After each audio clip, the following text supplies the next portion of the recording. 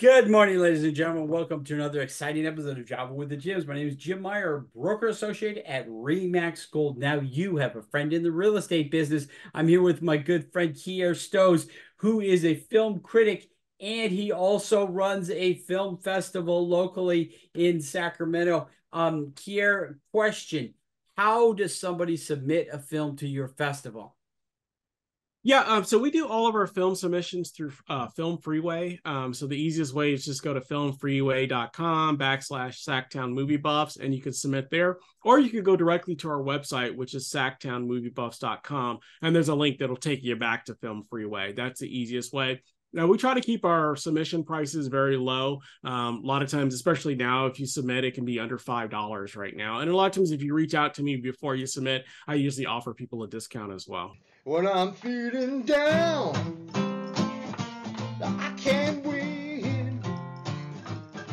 Pour a strong cup of coffee and I tune in. I'm waking on up to Java with Jim.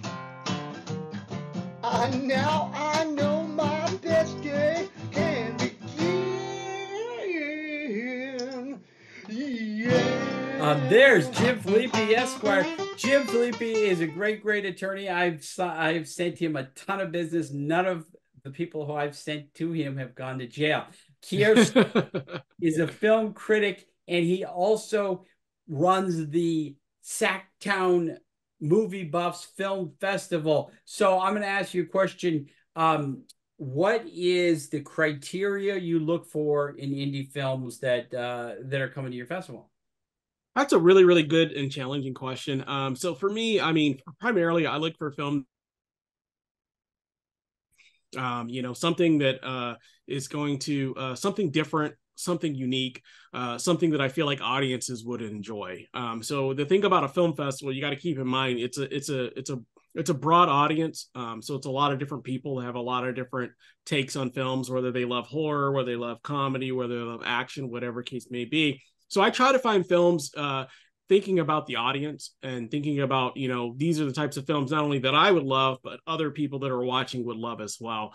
So we try to stay away from stuff that's like too experimental, although I would love to include that in the festival. But it makes it really challenging if it's like just too out there, because then audiences might get turned off by that. So we do try to look for films that are more generally geared toward audiences, and typically films that, we're not prude by any means, but typically films that don't drop F-bombs every 5 seconds and things of this nature. Exactly.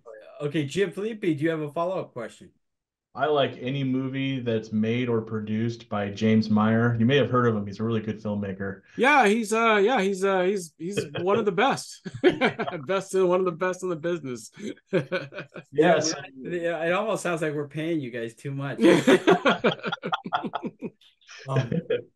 Okay, so Kierre, this is your chance to ask any legal questions, because Jim Filippi charges $1,200 an hour. So do you ever run into if I've charged that much, I'd be retired by now, Jim. That's true.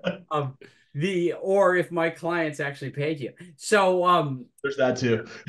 Do you ever run into any legal problems with your festival? That's a really interesting question. I personally haven't experienced any legal problems where I felt like I was going to be sued. I do know that there have been some things that have happened. I've been told that there potentially could be like cease and desist letters that may come my way just because another festival doesn't like what we're doing. And so I've heard about things of this nature. I haven't actually received one, but these would be cases where I would definitely get with an attorney to see if there's any real legal repercussions or anything of that nature that I should be aware of. And then I do know of a film that played at our festival back in April, where one of the actresses in the film, I guess there was some sort of dispute about payment. And so she had some questions about whether or not that film was able to be shown with her likeness. So I said, well, that's not something that I want to get involved in.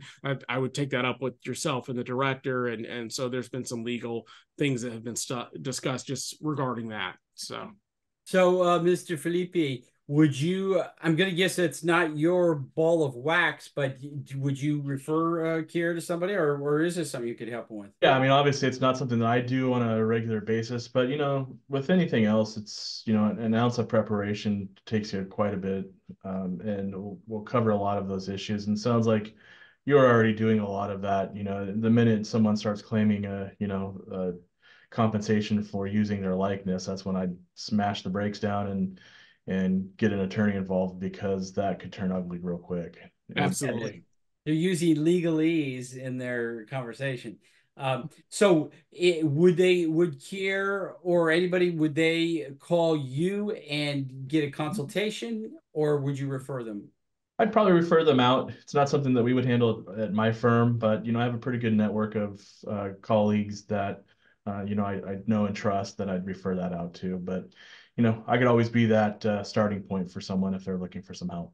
Okay. Good stuff. Will you guys come back again tomorrow for one more episode? Absolutely. Absolutely would love to. All right. See you guys tomorrow.